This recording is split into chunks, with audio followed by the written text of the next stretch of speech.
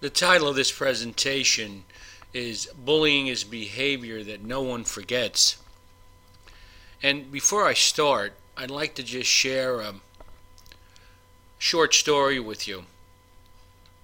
I was doing a in-service in my home school district going back many years. And the in-service wasn't even on bullying. It was on another topic. But what happened was I mentioned bullying for a brief couple of seconds. And when I gave the group a break, what happened is one of the members, the participants, came up to me and looked at me and he said to me, "You were bullied by Tommy too." And I looked at him and I recognized him as Tommy's cousin. And Tommy was a boy in the neighborhood who was bigger than us, meaning the two of us, and he just terrorized us. And it was very difficult to manage. And I asked this young man, I said to him, where is Tommy now? And his comment to me was, "I don't care, I don't know, and he could be anywhere, but as long as he's away from me, I'm fine." And he was still affected by what Tommy had done to him. But the scary part was when he mentioned Tommy's name, I turned around and I said, "Is he here?" And I still felt that my cold feet and almost the shiver up my spine when I thought of Tommy, who I hadn't thought about for a long time. And it really put me in a position where I began to realize that bullying is behavior that no one forgets. There's a supporting article on the website that you can take a look at. It's part of the course that describes this whole event.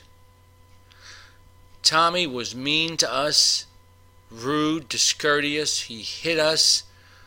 He used to hold this kid underwater when they were in a swimming pool. He was absolutely a terrifying person, and we never forgot it. And if he hadn't brought it up, I probably would still have forgotten about Tommy, but just the mention of his name made me nervous. And we have kids in school today who are going through this and are going to take their emotions with them to another place. And that place is adulthood. And we have to be ready and we have to understand why this behavior is so damaging and can be so have such an effect on the people who are victimized. Now, the question is, why don't we forget? Well, number one, bullying is traumatizing. You have men who come home from the service with post-traumatic stress disorder, and they are affected for the rest of their lives by some of the things that happened to them and some of the things that they observed. Young children are on the battlefield in school if they are victimized. They get traumatized and they don't know how to manage that trauma.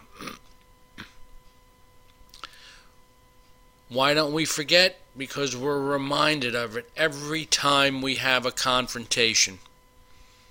When we get ready to confront somebody as an adult, we're either going to do one of two things. We're either going to go full bore and we're going to go into the fight mode, or we're going to go into the flight mode. And the scary part is victims will usually go into the flight mode, and they will be angry when they do it. And that's part of the problem. Every time we have a confrontation that we can't manage, we feel like failures. And we're reminded of what happened to us when we were younger. Why don't we forget? We live in fear of certain personality types. We don't want to be around people who are aggressive, or we don't know how to manage that type of behavior. So what starts to happen is we play avoidance. We avoid people on the job. We avoid certain personalities in our neighborhood. We avoid certain personalities in school when we go to college. We even potentially have to pick our teachers the right way, because sometimes those personalities can remind us of what happened to us.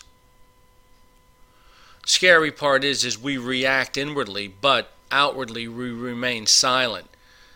And victims who have not overcome some of this trauma are sitting on certain behaviors, sitting on certain emotions that may cause them to act out down the road.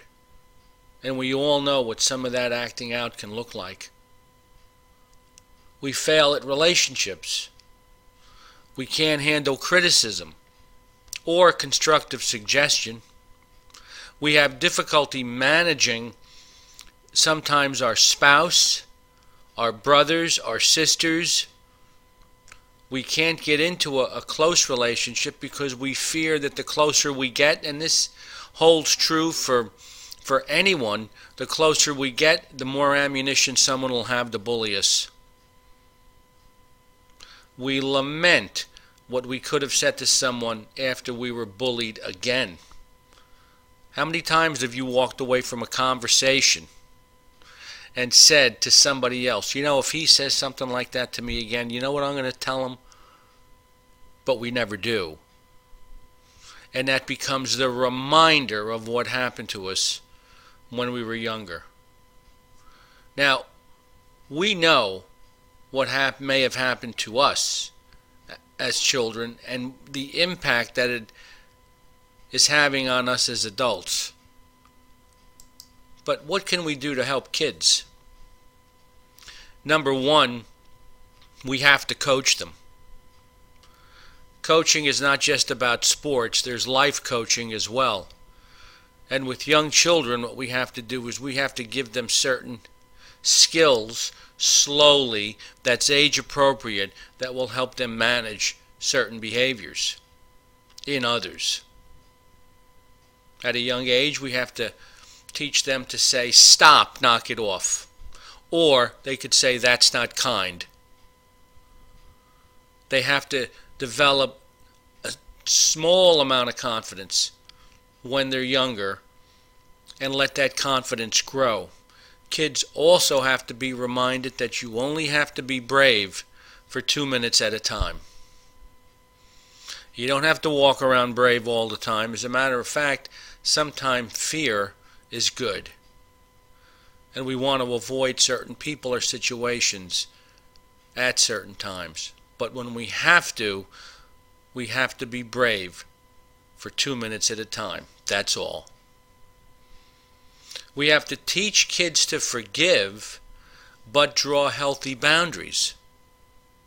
That means when someone says to them, I'm sorry, and they extend their hand to shake hands, that person should say, I forgive you, but they need to also say, don't let it happen again.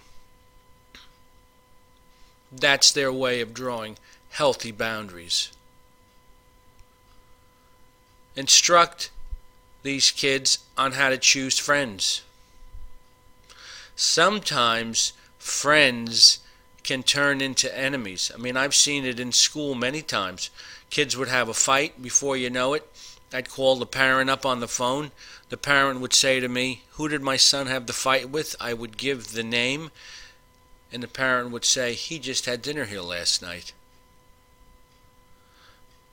There are friends, and then there are close friends who will never do anything to hurt you. And we have to be aware of who our close friends are, and we have to keep our friends close. This is what we're teaching kids now, and our enemies closer. Help them pick and choose their battles. You know, they're going to have battles, but they don't have to have one all the time. And if they get on the battlefield, you have to help them get off. and help them be aware that that may not have been the fight that you wanted to pick, or that may not have been the situation that you wanted to be in and you needed to just walk away. The next few on how we can help kids: teach them how to walk with confidence, with their head up and their shoulders back. That, and have their books under their arm, and help them not to be always looking over their shoulder. And give them the coaching so that they can move through the hallways and not be sitting in a classroom wondering who's going to confront them when they leave to walk down the hall to go to lunch. And lastly, we have to encourage the victims to share information only when appropriate. Oftentimes, kids who are bullied can also be somewhat silly. They can share information that other kids are going to use to bully them. And we want to give them the skills so that they know what to share and what not to share. Oftentimes, kids will share information because they think they're going to attract friends. The bottom line is, what will happen is they will begin to use this child as the court jester, and he will act silly, but he won't even realize that he is being bullied in the process. Just because other people are laughing, they may not be laughing with him, they may be laughing at him. Bullying is behavior that no one forgets. We have to be aware of it with our students, and we have to be aware of it even in our own lives, so we can determine where some of the emotions come from within us that kick around, that may give us a hard time with other people and sometimes in difficult situations. This concludes this podcast.